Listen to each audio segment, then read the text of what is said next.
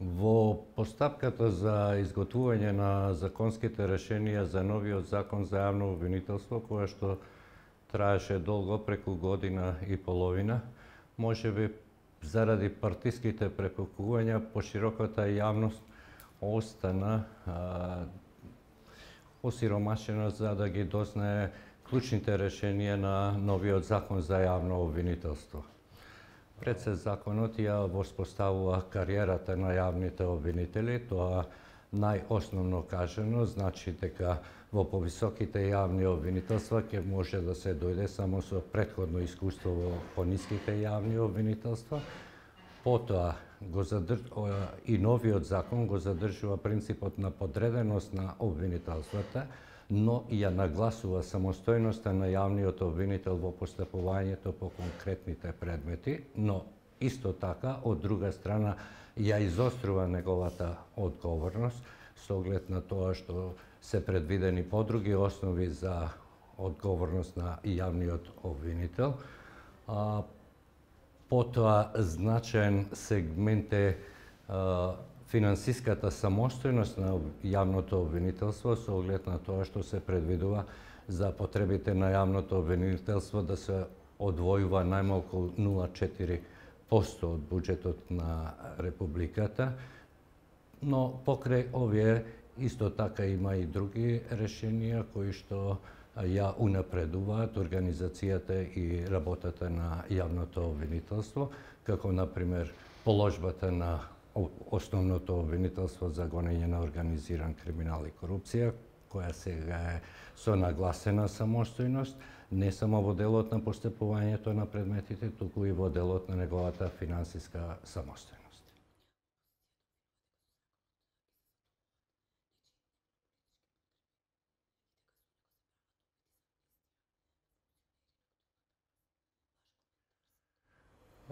Мислам дека таквото становиште нема основи во законот. Да истакнам дека законот правеше една организација, создадена една организација на јавното обвинителство, да го издигне на ниво на професионален, неселективен орган и во него се содржани решенија кои што, ако мислите на предметите на специјалното јавно обвинителство, кој што обезбедува овие предмети понатаму да продолжат со постапката и меѓутоа мора да укажем дека во завршните одредби има, земајќи го предвид и начелното правно мислење на Врховниот суд, дека прислушуваните материјали се користат во оние предмети кои се поднесени до судот до 36.2017 година, а потоа обвинителството исто така ќе може да ги користи како индици овие материјали, така да вкупно сите предмети кои се отворени од страна на специјалното јавно обвинителство, ово обвинителство ќе може да постапува по нив.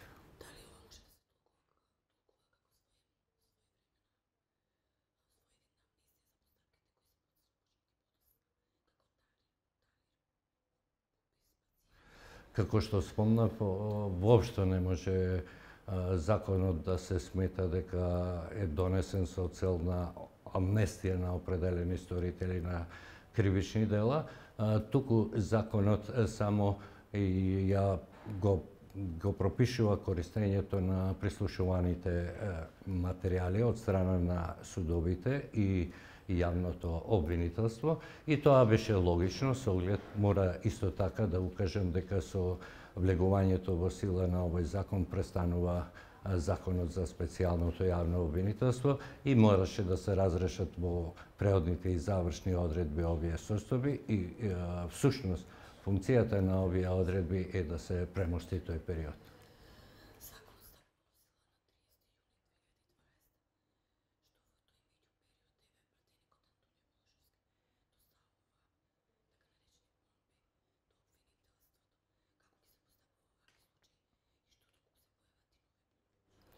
Обвинителството до отпочнување со важност на новиот закон за јавното обвинителство ќе работи по постојниот закон и нема никакви ограничувања во делот на користењето на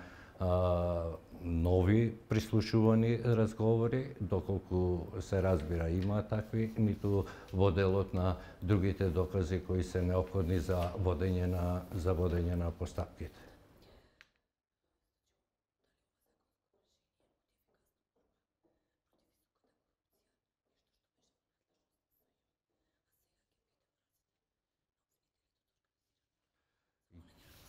Јас веќе спомнав дека основното јавно обвинителство за гонење на организиран криминал и корупција сега има поинаква поставеност во рамките на јавно обвинителската мрежа,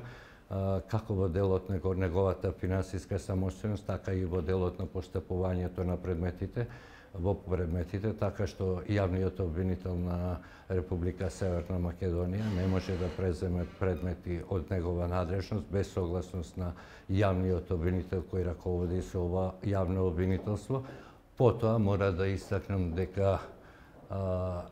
се елиминираат политичките влијанија во изборот на обвинителот кој ќе раководи со ова јавно обвинителство, бидејќи со новиот закон се предвидени решенија дека тој јавен обвинител ќе го бираат јавните обвинители на непосредни избори. Според тоа, ваквата поставеност на ова обвинителство е доволна гаранција дека ќе може успешно да се справува со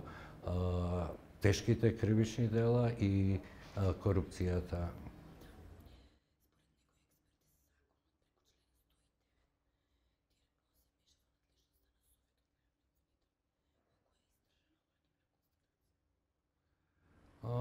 Најпрвен да појаснам што значи одредбата од членот 109 за пошироката јавност. Тој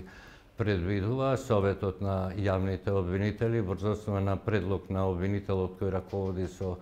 обвинителството за гонење на кривични дела од организираниот криминал и корупција да го зголеми бројот на јавните обвинители во ова обвинителство, а потоа во определен рок и да објави оглас за избор на обвинители во тоа обвинителство. Според тоа, мислам дека воопшто не се ограничува надлежноста на Советот на јавните обвинители. Таа дилема беше истакната доколку и имаше некоја можеби основаност во неа, доколку законот влезеше во сила со денот на неговото донесување или по одреден краток период. Со оглед дека законот влегува во сила од 36-ти, мислам дека добро е тоа решение и овдека мора да укажем и на една друга околност, дека во јавноста се мислеше дека тоа е направено заради специјалните јавни обвинители да можат да се изберат во ова обвинителство, но законското решение не е такво, дека Советот е должен да го зголеми бројот, должен да објави оглас, на овој оглас можат да се јават сите обвинители и повторно Советот на јавните обвинители е тој кој што ќе избере врз основа на компетенциите, на резултатите на јавните обвинители, кој ќе биде избран во ова јавно обвинителство.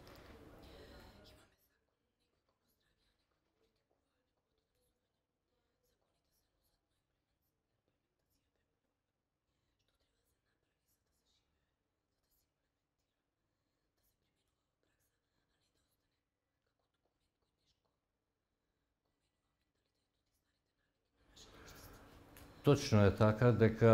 битна е имплементацијата на новиот закон за јавно обвинителство. Јас очекувам пред се, како што кажав, дека материјалните средства за работа на обвинителството ќе се зголемат. Очекувам дека обвинителите ќе ги прифатат овие решенија и дека во рамките на постапувањето на предметите ќе се придржуваат до роковите од Законот за кривичната постапка и од Законот за јавното обвинителство. Очекувам дека Советот на јавните обвинители ќе ги пополни упраснетите места, но во тој контекст мора да укажем дека јавното обвинителство работи со 40 јавни обвинители помалку, дека во основните јавни обвинителства може да се влезе само со завршена академија за суди и јавни обвинители, но дека оној број кои завршуваат академија за суди и обвинители не е доволен број за да ги задоволи потребите на јавното обвинителство. Познато е дека се измени законот за кривичната постапка, во надлежност на обвинителството премина истрагата и наместо да се зголеми бројот заради потребите на истрагата на јавни обвинители, тој број заради природниот одлив на обвинителите по пат на пензионирање драстично се намали.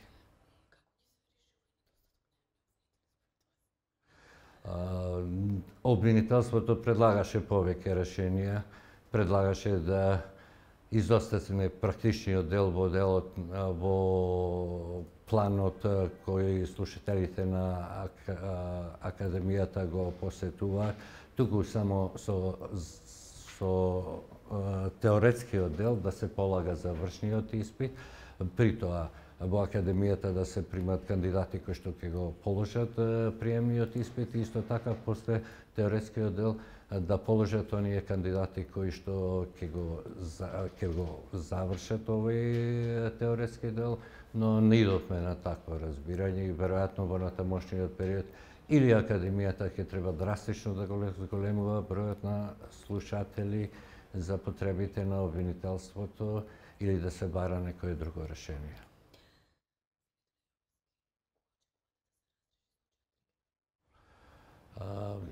Како што е познато на јавноста, случајот рекете веќе во судска постапка.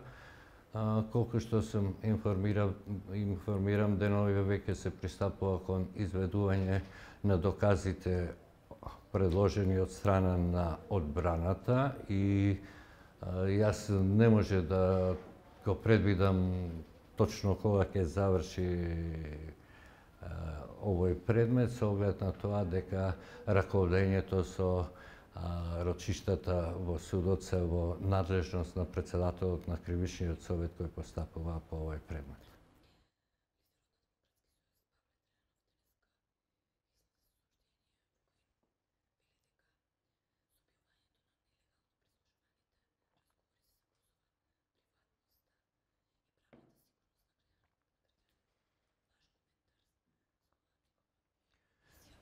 Да, точно е дека со нелегално прислушувани разговори се повредува приватноста, впрочем и затоа е предвидено кривично дело, дека оној кој што снима такви разговори, дека прави кривично дело, но се разбира дека во определени случаи е тешко да се дојде до создателот на овие прислушувани разговори, дека обвинителството во повеќе наврати преземаше во конкретни случаи да се испита, да се обезбедат докази кој ги сочинил тие разговори, но за жал повторно велам дека навистина е тешко да се откријат сторителите на овие кривични дела.